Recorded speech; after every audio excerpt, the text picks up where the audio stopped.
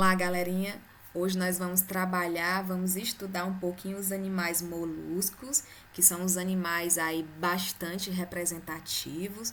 Hoje nós temos catalogadas cerca de 150 mil espécies. Então, analisando as características gerais desse grupo, são animais que apresentam corpo mole e musculoso. Algumas espécies apresentam conchas. Inclusive, galera, essas conchas serão usadas como meio, como um critério de classificação. São os primeiros animais na escala evolutiva a apresentarem o famoso celoma, a apresentarem a cavidade celomática. São triblásticos, ou seja, eles já apresentam ectoderme, mesoderme e endoderme. Além disso, são protostômios. O primeiro orifício a ser formado foi a boca. A simetria é do tipo bilateral e eles podem aí ser encontrados em ambientes tendo vida livre ou vivendo fixos a algum tipo de substrato. Representantes mais conhecidos do grupo, galera, nós temos lulas, polvos, ostras e também os caramujos. Com relação à sua estrutura, vamos analisar aqui um pouquinho o seu corpo. Esses animais, eles apresentam, na sua grande maioria, um pé muscular, a massa visceral e uma concha calcária. Esse pé muscular que vocês estão vendo aqui, essa estrutura em marrom, serve para fixação ou para movimentação da espécie. Já a massa visceral vai ser um local onde nós vamos ter abrigado os órgãos internos do animal. Quanto à concha calcária, ela serve, galera, para proteção. Então, essa concha que, como eu comentei com vocês, ela vai ser usada como meio, como critério de classificação, ela é muito variável. Existem animais com concha, como existem animais sem concha. Essa concha ela pode ser externa, como também pode vir aí de uma forma interna. Essa concha, como eu falei para vocês, é usada como critério de classificação e ela é formada pelo manto. E esse manto é composto por diversas camadas de NACA, que é um composto proteico, e também de carbonato de cálcio. Então, analisando agora a fisiologia, vamos entender o que acontece no sistema digestório, respiratório, circulatório, excretor, nervoso e reprodutor. Quanto ao sistema digestório, é um sistema completo, porque esses animais apresentam boca, como também eles apresentam ânus. Pode ser encontrada na boca uma estrutura chamada rádula ou um bico córneo. Aí eu trouxe aqui a rádula para que vocês pudessem analisar. A rádula, essa estrutura, ela é formada por pequenos dentinhos que são compostos aí de quitina, desse polissacarídeo. E essa rádula auxilia para que o alimento seja melhor digerido. Então, a rádula vai fazer uma raspagem do alimento, auxiliando no processo digestório. Em espécies filtradoras, as brânquias são usadas para essa função. E a digestão propriamente dita acontece no estômago.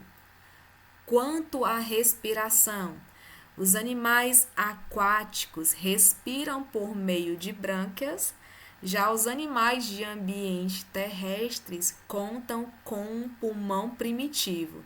E algumas espécies, além do pulmão primitivo, né, um pulmãozinho bem basal, contam ainda com a ajuda de uma respiração cutânea. Quanto ao sistema circulatório, a grande maioria das espécies apresenta uma circulação aberta. Essa circulação aberta, galera, ela não é tão eficiente, porque nós vamos ter aqui um pouquinho do sangue banhando os tecidos. E o sangue não vai passar somente no interior dos vasos sanguíneos. A circulação mais eficiente é a circulação fechada, é essa que nós encontramos nos animais de grande porte, como nos mamíferos. E é uma circulação onde nós vamos ter o sangue passando apenas no interior dos vasos sanguíneos. Polvos e lulas apresentam circulação fechada, essa circulação mais eficiente, com 3 ou mais corações. Quanto à excreção, acontece por meio de um par de metanefrídeos. Os moluscos aquáticos excretam amônia, que é uma substância altamente tóxica. Já os moluscos terrestres excretam ureia, que é um composto nitrogenado que nós mamíferos também excretamos. E galera, as excretas são lançadas ao exterior através de um poro chamado de nefridióporo. Então, os metanefrídeos coletam todas aquelas substâncias que não servem mais para o corpo do animal, para o organismo dele, e joga para o meio externo através de nefridióporo. Já quanto ao sistema nervoso, é um sistema ganglionar. A maioria das espécies apresentam uma cefalização. Nós vamos ter aqui concentrado na região anterior do corpo da espécie uma boa parte de células nervosas. E galera, de todos os invertebrados, os polvos possuem os olhos mais aperfeiçoados, porque eles conseguem focar em imagens, diferentemente de outras espécies aí do grupo. Quanto à reprodução, coloquei que é uma reprodução muito variável, porque nós vamos ter espécies em moluscos que podem ser monóicas, existem espécies dioicas, existe aqui desenvolvimento direto, como também um indireto com estágio, com fase larval. Além disso, a fecundação pode ser interna ou pode vir aí de forma externa. Quanto à classificação dos moluscos, nós vamos aqui ter alguns critérios para classificação. Critérios para classificação nós temos distribuição de massa visceral, presença e estrutura da concha, como também o formato do pé muscular. Algumas espécies apresentam um pé em forma de machado. Então, nós vamos focar em 3 classes, mas antes de falarmos dessas 3 classes, nós vamos abordar aqui as anfineuras e suas classes. Só que essas classes eu vou deixar para comentar com vocês em outro momento. Quanto às anfineuras, são espécies de moluscos de ambiente marinho que rastejam ou estão aderidos a um tipo de substrato por uma ventosa e apresentam essas espécies aí 2 cordões nervosos. Então, nós vamos ter nas suas classes representantes sem concha, representantes com uma concha apenas, e nós vamos ter também representantes com 2 ou mais conchas. Passando para outra classe que não é tão conhecida, essa classe chamada de escafópode, que é representada por animais de ambiente marinho, ou seja, de animais de ambiente de água salgada, vivem enterrados na areia. O nome desse grupo refere-se a pé em forma de barco. E galera, sua concha, como vocês podem visualizar na imagem, tem o formato de uma presa de elefante. Agora nós vamos comentar as 3 classes mais trabalhadas, mais cobradas em prova, que é a classe dos bivalves, dos gastrópodes e também dos cefalópodes. Primeira classe bem representativa, Pelecípode. Então, Pelecípode também é chamada de bivalve. Então, esses animais apresentam o pé em forma de machado. Eles apresentam também brânquias do tipo laminar. Além disso, esse grupo dos bivalves não apresentam cabeça, as espécies, e suas conchas são abertas e fechadas por um músculo adutor. Então, esses animais bivalves, eles apresentam concha formado por 2 válvulas. E para unir essas 2 válvulas, nós vamos encontrar a charneira, que é uma espécie de dobradiça para facilitar esse processo de abertura e fechamento da concha. Os representantes, na maioria, vivem em ambiente de água salgada, podem viver livres ou podem também ser encontrados em ambiente enterrados. Representantes mais conhecidos do grupo, mexilhões e ostras. Outras características: a circulação, na grande maioria, é uma circulação aberta, A reprodução, a maioria das espécies, galera, são espécies dioicas, fecundação externa e desenvolvimento do tipo indireto, ou seja, com estágio larval.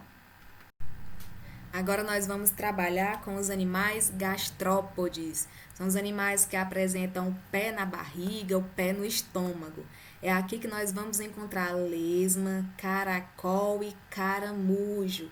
Esses animais colonizam diversos tipos de ambientes, diversos tipos de substratos. Então, eles podem apresentar concha ou não. No caso do caramujo, nós vemos uma concha bem visível, mas a lesma, como vocês podem ver, ela não apresenta concha. Possuem rádula e muco viscoso no pé. Como nós já estudamos, galera, essa rádula, ela serve para raspar o alimento, facilitando assim o processo que acontece no sistema digestório. Quanto à reprodução, podem ser monóicos ou dioicos. Principais representantes do grupo, nós temos, como foi falado, lesma, caracol e caramujo. Quanto à circulação, ainda são animais bem basais, apresentam uma circulação aberta. Com o corpinho deles acontece uma torção de 180 graus, isso é muito importante e pouco trabalhado. Outro ponto importante, galera, é que esses animais, na maioria, como eu falei para vocês, eles apresentam os dois tipos de espécies monóicas e dioicas, mas as espécies monóicas são mais representativas. A reprodução é cruzada e o desenvolvimento que nós encontramos aqui é um desenvolvimento direto, mas também encontramos espécies com desenvolvimento indireto. Agora nós vamos comentar um pouquinho sobre os cefalópodes. Os animais mais evoluídos são eles que apresentam porte maior, porque eles já têm uma circulação do tipo fechada. Então, são animais que apresentam pés na cabeça, ou melhor dizendo, pés na massa visceral. A concha aqui, galera, vai ser bem variável. Existem espécies com concha externa, outros com concha interna e outros ainda sem concha. São animais que apresentam tentáculos com ventosas. Representantes mais conhecidos, nós temos os polvos, as lulas e náutilos. Apresentam uma maior cefalização e as espécies do grupo, em sua maioria, são de ambiente de água salgada. A concha, como eu comentei com vocês, ela pode ser variável. Há aqui um deslocamento por hidrojato. Acontece quando a água é captada na cavidade do manto e é expulsa sob pressão por uma abertura denominada sifão, o que impulsiona o deslocamento do animal. E nós vamos ter aqui nesse grupo células que soltam um tipo de líquido escuro que serve para afugentar predador. Inclusive, aí tem muitos locais que gostam de servir esses animais no meio dessa tinta. É uma tinta escura, mas que não é tóxica, tá bem? Além disso, como foi falado para vocês, a circulação é fechada, por isso que eles são bem maiores, né? Conseguem aí ter um corpo bem mais volumoso, possui um bico córneo, apresenta quanto à sua reprodução sexos separados, então as espécies são dioicas.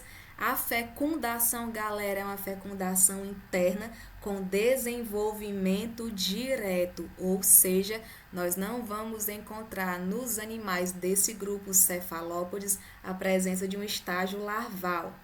E uma observação: os polvos, como nós já comentamos, apresentam um bom foco da imagem, são animais que conseguem se camuflar bem, porque eles apresentam células chamadas de cromatóforos, que auxiliam nesse processo aí de camuflagem. Para auxiliar a diferenciação de lula e polvo, eu coloquei para vocês aqui essa tabela. As lulas apresentam, amigos, aí o corpo cilíndrico, já os polvos, o corpo arredondado. Lula, concha interna. Já polvo não apresenta concha. Lula habita águas superficiais e os polvos geralmente vivem sozinhos, mais isolados no fundo do mar. Então, as lulas, elas vivem geralmente em grupo e os polvos, como já foi falado, vivem isolados.